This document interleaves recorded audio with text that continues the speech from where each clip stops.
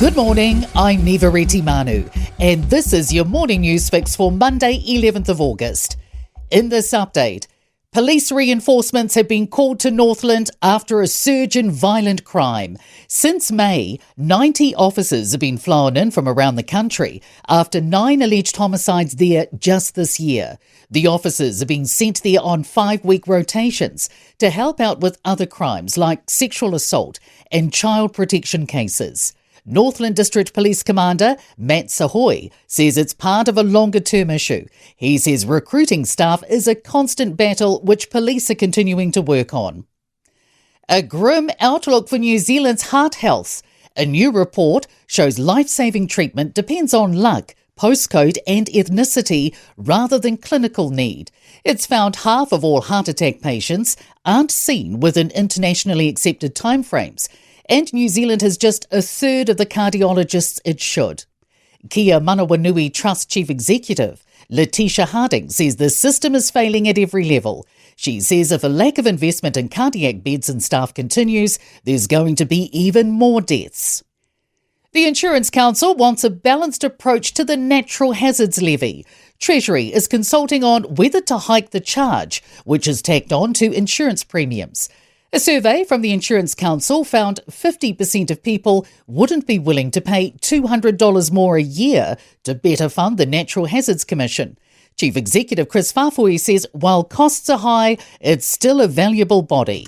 We have to have that balance of the Natural Hazards Commission doing its job as it did with Christchurch and the Kaikoura earthquakes when big events happen. Praise for the announcement of 2 new working visas aimed at easing settings for seasonal workers. The Global Workforce Seasonal Visa will be available for up to 3 years for highly experienced workers, while the Peak Seasonal Visa will be for up to 7 months. Business NZ Chief Executive Catherine Rich says it creates certainty for businesses and allows them access to skills they can't find locally.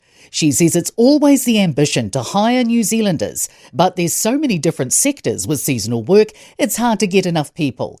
The new visa pathways are available from December. The People's Select Committee on Pay Equity is holding its first oral hearing today. Earlier this year, former National MP Marilyn Waring assembled 10 former parliamentarians to examine the controversial pay equity legislation rushed through Parliament under urgency. Today is the first of 12 hearings, where they will consider more than 1,500 submissions before drafting a report. Wayne Brown won't commit to taking part in mayoral debates for Auckland's upcoming local elections. He says he's open to answering sensible questions. I relish the chance to debate with ministers. I relish the chance to debate issues. I've never heard of most of those people. And in sport, Corbin Strong has won cycling's Arctic Race of Norway by 11 seconds. New Zealand Rugby Chief Executive Mark Robinson has revealed Richie Mo'unga could have been available for the All Blacks from the middle of next year but decided against the move. Hosts Parramatta have pipped North Queensland 19-18 to wrap up round 23 of NRL League action.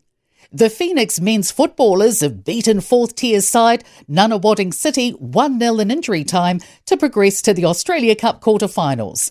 I'm Nivareti Manu, and that's your latest news fix. We'll be back with the next update at midday from the Newstalk ZB newsroom.